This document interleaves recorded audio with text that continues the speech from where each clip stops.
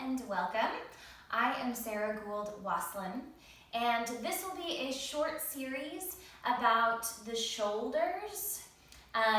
There are a lot of different ways to address the shoulders and to think about the shoulders. This is just one avenue. We're going to be working with the shoulder blades specifically, also known as the scapula. And we'll be moving with their range of motion. And then, so working on mobility of the scapula and then some stability work, which will then involve some abdominal work along with it, because none of our joints or muscles live in a vacuum. It's all connected. And so when we work one thing, we also end up working some other things too. So we're just gonna get started with some scapular mobility. So your scapula, you've got two of them, I'm assuming. I'm going to turn around so that you can see my scapula a little bit more clearly. The scapula are like upside down triangles on the back. So they are connected, actually, the scapula, they kind of come out here, the wing of which makes the head of the shoulder. And then from there, it's actually a piece of your scapula and a part of the collarbone that come together and make the top part of the shoulder joint, which then your upper arm, your humerus comes up into that. So that's your shoulder joint. So your clavicle, your collarbone in the front, your arm bone, and of course everything that goes below it, and the scapula, they're all connected. And the scapula are kind of free to move apart from your rib cage. So they slide and glide around on the rib cage. And the only place that they really attach to the rib cage is through the clavicle. So because it attaches to the clavicle around the shoulder joint here, the clavicle attaches to the sternum, that's sternoclavicular joint, and your sternum is where the ribs meet in the front. So other than that, your scapula should be able to move quite a bit. Now, you might have tight muscles that inhibit the movement of the scapula, and that's what we're going to be working on. If any of this is bothersome for you, you can omit it or modify as needed. So, thinking about your two scapulas, sit however is comfortable. And we'll just have the arms down. We'll do elevation and depression. Drawing the scapula up the back of your rib cage and down. Slide and glide up and down. Lift and lower, two more, up and down, lift and lower. We're going to do that again, but now take your arms up. Again, slide and glide up and down. Lift the shoulders and shoulder blades. Slide and glide down. Lift, elevate the scapula. Depress the scapula. Elevate, depress. Two more. Elevate, pull the low ribs in, depress. One more. Elevate and depress. Now, take your arms in front of you, so straight out in front of your body. I'm going to do this again with my back to you, but I'm just showing you your arms are forward. So now, retracting and protracting. Retract means we draw the scapula together, and protract means we widen the scapula apart.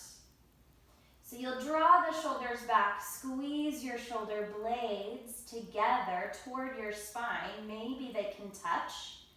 And now widen the scapula, reach your arms forward in front of your body. Get those scapula as wide as you can. Again, retract, squeeze the scapula. Protract, widen your scapula. And of course your arms move as well. Retract and protract. Stabilize your rib cage as much as you can. Isolating the arm, the wingspan, the arms, scapula, and collarbones from the rib cage as you retract and protract. As opposed to rounding and extending the spine to exaggerate those movements. See if you can keep the rib cage still and quiet. Keep the spine quiet. Also make sure that as you retract the scapula that you don't jet your head forward. That's another common one that I see. So practice that a little bit more if you need to. Maybe give your arms a rest. We're going to do some retraction and protraction from a different angle now. So you're going to open those arms a little bit wider. So from the side you can see that my arms aren't completely out to the sides. They're slightly forward, what we call scaption, the place where your scapula can lay flat. When I bring my arms all the way out, my scapula actually wings slightly out and off, and it's a little bit too exaggerated. So I'm going to have those arms slightly forward, and the scapula should be able to relax mostly in this position, but we're going to make them work. So again, retract. So we squeeze the scapula together.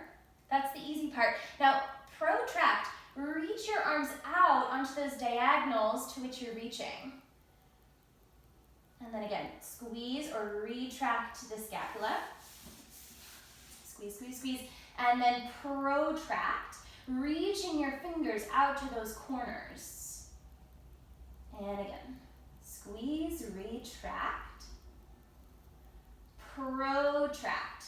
That's tricky. As if your arms are being pulled onto those diagonals out of the arm socket, out of the shoulder socket. Squeeze, retract, widen, widen, widen. Reach from your pinky fingers. Think of spreading the armpits wide, flaring your armpits out to the sides of the room.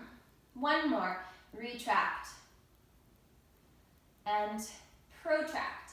Now stay in this protracted position, reaching out to the corners, your imaginary corners here. Now also, make sure that your scapula are depressed. So we're practicing depression of the scapula with protraction, two things at once. Keep holding and reaching, drawing the scapula down and wide. We're wide and down for 4, 3, 2, 1, and rest. And then just roll the shoulders, exaggerate those movements.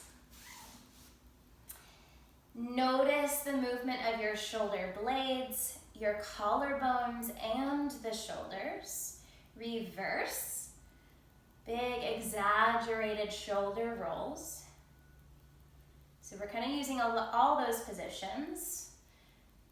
Elevation, protraction, depression, retraction. Okay, so we're going to use our protraction, retraction, but now from a different context. So that arm is going to be weighted now. So I want you to come to one side. So you're going to come down onto your side, have your elbow underneath your shoulder or underneath your armpit. Okay, and I'll show this from the front and then I'll turn around and show you from the back. So I'm really focused on that scapula, so I'm imagining my scapula moving behind me. I'm going to retract my one scapula, the one that's on the that's further down. So drawing it toward my spine or toward midline. And now protract. Bring that scapula away from the spine. away from midline and press down through your arm. So we'll retract, your body will move down toward the floor, and as you protract that scapula, your body will lift and lift and lift. And again, I'll turn around to show you from the back. I'm still on the same side. Retract, my scapula comes toward midline, toward my spine, and then protract. Trying to stay in that depressed rather than elevated position. Retract and protract. And we're getting the serratus anterior to turn on with that protracted, pressing down to lift the body up movement. One more. Down and up. Now, stay in that protracted position. So the scapula is wide on my back, reaching into my armpit and pressing down through my forearm and lifting the bottom ribs up. So that's that protraction. Stay there. Make sure your elbow is underneath your shoulder. If it's too far out, it's going to be aggravating on the shoulder. Protraction, shoulder blades draw down. And now lift your hips up. So we've got some oblique work now, but I want you to keep thinking about protracting that scapula. And we're going to stay and breathe here for 6, 5, 4, keep protracting, widening that one scapula long through the spine, 2, and 1 lower down. Okay, let's change sides just to give that shoulder a break. Okay, elbow underneath your shoulder, this arm can be wherever feels comfortable for you. And now imagining just that one scapula moving on your back, you're going to retract, drawing it toward your spine, toward midline, and your body will slump down a little bit. And then protract, press down to lift your body up. And again, retract, coming toward midline. And protract, widen that scapula, push the floor away from you. Retract. This is the easy, lazy position, and then protract. A lot more mental work and some physical work. One more. Protract. I lied, we're gonna do 2 more. I'm gonna show you from the back. Retract. Protract. And 1 more. Retract, coming toward the spine and away from the spine. Keep protracting here. You can bring your other hand to your hip, the knees are bent. Now lift your hips up. Keep protracting, pressing the floor down, lifting up out of that bottom arm, finding that perpetual protraction. Keep pushing the floor away from you, breathing. 6, 5, 4, keep pushing down to lift your torso up. 3, 2, and 1, and release. Okay, so let's come back to that first side again. Okay, so we've changed sides again. So if you need to, retract in order to find your protracted position. Now I want you to maintain this again. Hand on your hip.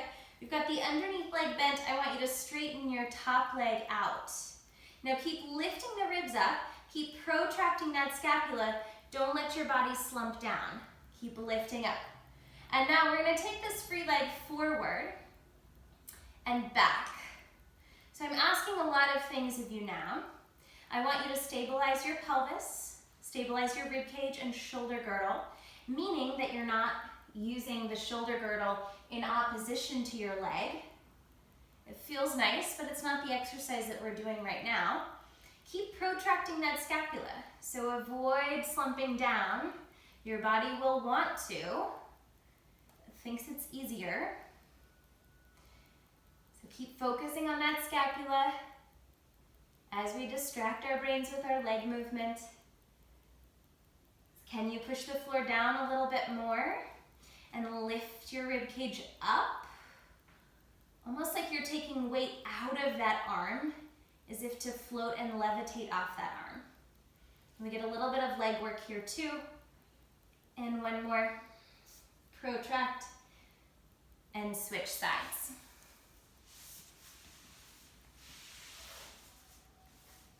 Okay.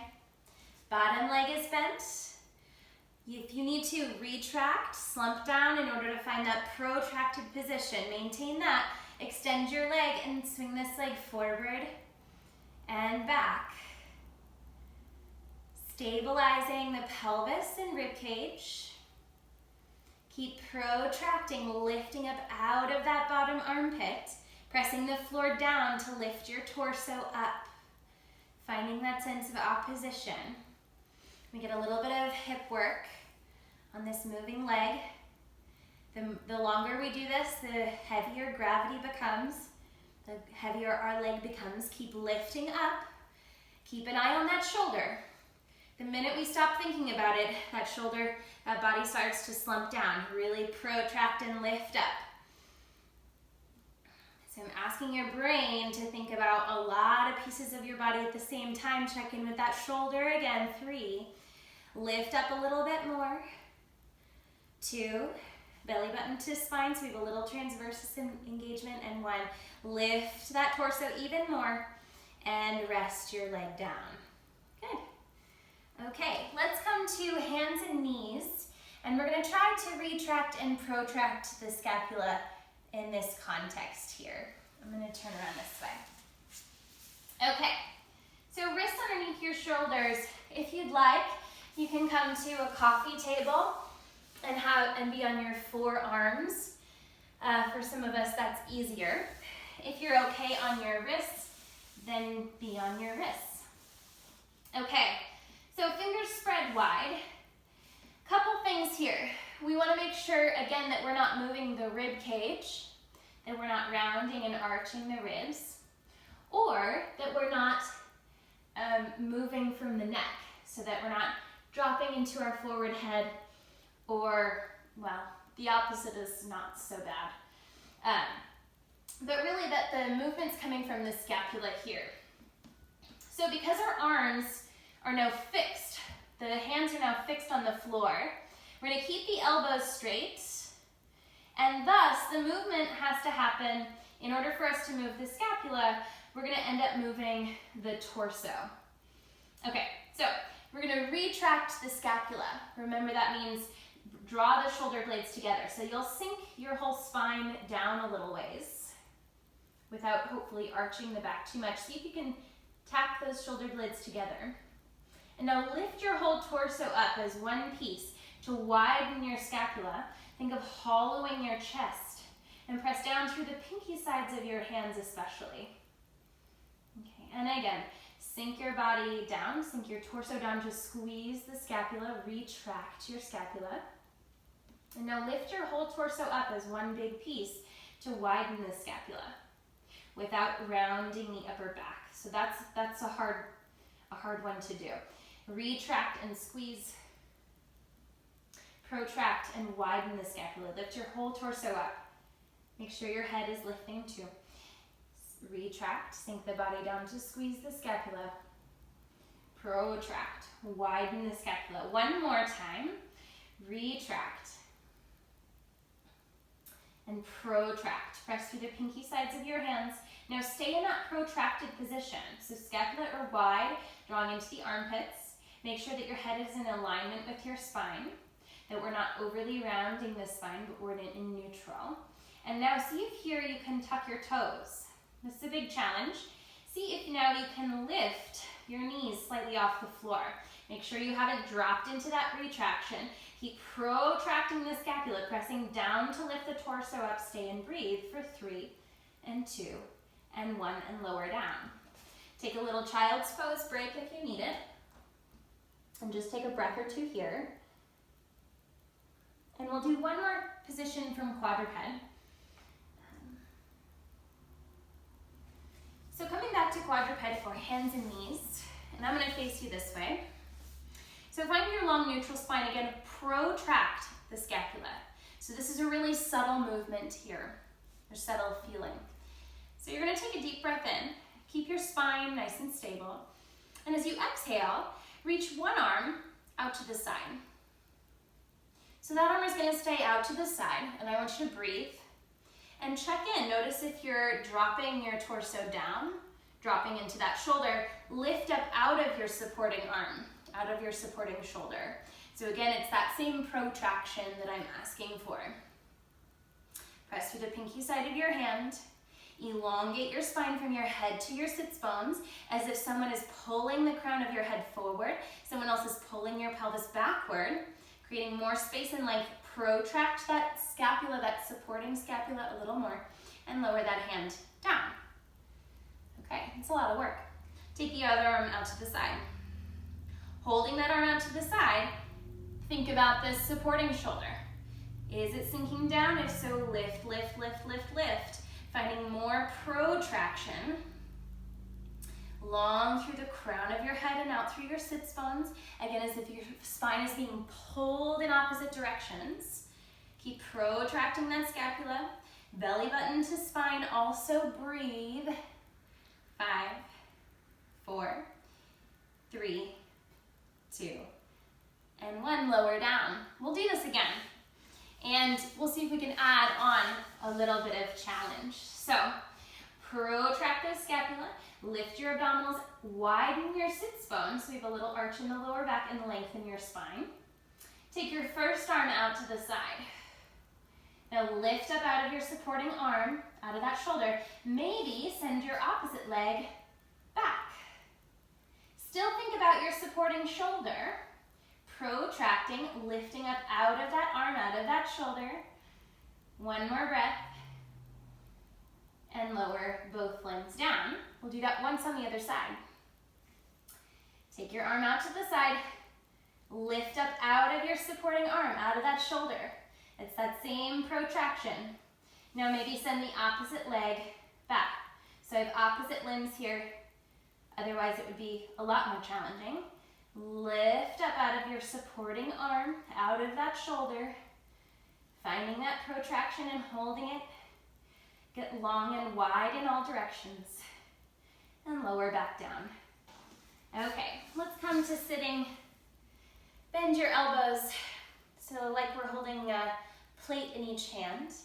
Palms facing up, keep your elbows at your waist. And we'll externally rotate the upper arms, pulling those thumbs back. And take the pinky fingers together and forward. Rotate the upper arms out and back. And rotate in and forward. Rotate out and back, and rotate in. And let's actually kind of cross the hands so we get more internal rotation than to go into our external rotation. Internal rotation, external rotation. So elbows stay glued to your sides as much as possible. And the movement is actually the upper arm, the humerus, rotating within the shoulder socket, the shoulder joint.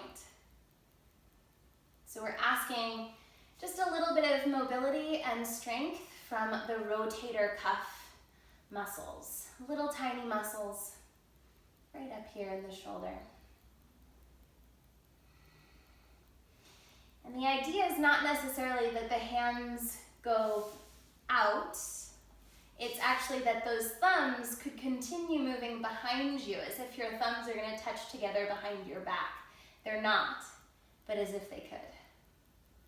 Internal and external rotation. You could add some weight to this if you want to make it more challenging, holding some 2 or 3 pound weights, but being gentle, not too much weight, as again, those muscles are really small. And then we'll hold it in external rotation.